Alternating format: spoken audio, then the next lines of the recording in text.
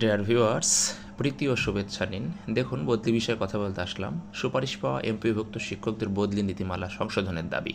আজকে আপনারা জানেন যে শিক্ষক ঐক্য পরিষদের একটি মানববন্ধন ছিল এবং সেই মানববন্ধনে বেশ কয়েকটি, অর্থাৎ এই সফটওয়্যারটি একই সফটওয়্যারের মাধ্যমে বদলি এবং কয়েকটি বিষয় নিয়ে তারা দাবি করেছে। তার মধ্যে কি ছিল দেখুন, যে সুপারিশ পাওয়া এমপিভুক্ত শিক্ষক বদলি নীতিমালা 2024-এর আওতাভুক্ত জেনারেল শিক্ষকদের নিজ বিষয় ও পদের অনুকূলে যে কোনো অধিদপ্তরের স্বয়ংক্রিয় সফটওয়্যার আপগ্রেডেশনের মাধ্যমে বদলির সুযোগের দাবি জানিয়েছে বাংলাদেশ শিক্ষক ঐক্য পরিষদ। অর্থাৎ যে বদলি নীতিমালা জারি হয়েছে তাতে কিছু সংশোধনী আনার জন্য মানববন্ধন করেছে এসব শিক্ষক মণ্ডলী। তো পুরো ভিডিওটি না টেনে দেখুন, তাহলে বুঝতে পারবেন যে আসলে কী ধরনের বদলি চাওয়া হয়েছে এবং এক্ষেত্রে শিক্ষা মন্ত্রণালয় থেকে কি মেসেজ দেওয়া হয়েছে। তো ভিউয়ার্স, চ্যানেলটি সাবস্ক্রাইব না করলে চ্যানেলটি সাবস্ক্রাইব করে রাখুন এবং বেল বাটন অল করে দিন, যাতে পরবর্তীতে যে কোনো ভিডিও আপনাদের কাছে খুব সহজে পৌঁছে যায়।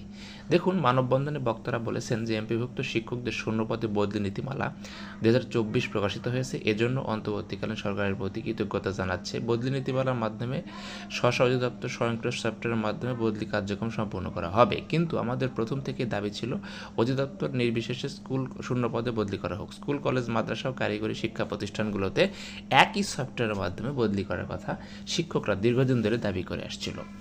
কিন্তু বদলি নীতিমালাতে বলা হয়েছে স্কুল থেকে স্কুল, কলেজ থেকে কলেজ, মাদ্রাসা থেকে মাদ্রাসা, কারিগরি থেকে কারিগরি, এই ধরনের 4 ধরনের সফটওয়্যারের মাধ্যমে বদলি করা হবে। তাহলে বদলির ক্ষেত্রে একটি বৈষম্য সৃষ্টি হচ্ছে, কারণ আপনারা জানেন যে মাদ্রাসা শিক্ষায় জেনারেল শিক্ষকরা কখনো প্রতিষ্ঠান প্রধান এর পদে যেতে পারেন না।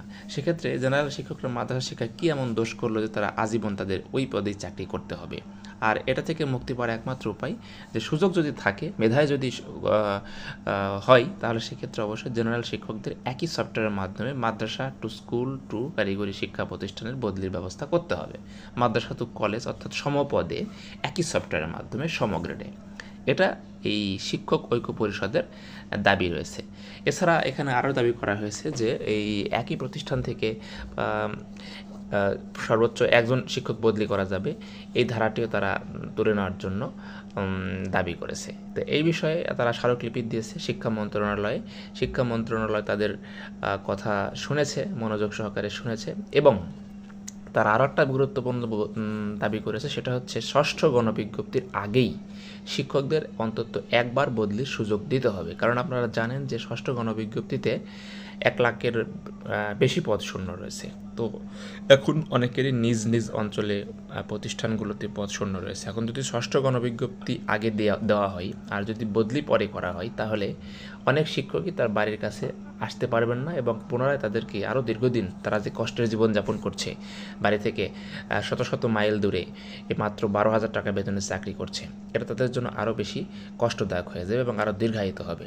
তো এই জন্য তাদের দাবি ছিল যে ষষ্ঠ গণবিজ্ঞপ্তির আগে অবশ্যই শিক্ষকদের বদলি অন্তত একটা ব্যবস্থা করতে হবে। তো সব কিছু দাবি শিক্ষা মন্ত্রণালয় থেকে শোনা হয়েছে এবং শোনার পরে তারা আশ্বস্ত করেছে, তারা চেষ্টা করছে। কারণ সেখানে যে সবচেয়ে বড় প্রতিবন্ধকতা সেটা হচ্ছে সফটওয়্যার তৈরি হয়নি, অর্থাৎ বদলি করতে গেলে যে সমন্বিত সফটওয়্যার দরকার সেটাও তৈরি করা হয়নি। এছাড়া বদলি যত সফটওয়্যারের মাধ্যম হবে সেই সফটওয়্যারের কার্যক্রম বুয়েট দায়িত্ব নিয়েছে। এখন বুয়েট কতদিনে এই সফটওয়্যার তৈরি করে দেবে তার উপর নির্ভর করতেছে। তারা একটা যুক্তি দেখাচ্ছে যে এই সফটওয়্যার তৈরিতে যদি আরও বছরখানেক লেগে যায়, তাহলে বছরখানেক তো আর ষষ্ঠ গণবিজ্ঞপ্তি বন্ধ করে রাখা যাবে না। কারণ চাকরির বয়স চলে যাচ্ছে অনেকের, চাকরি তো অনেকের দরকার।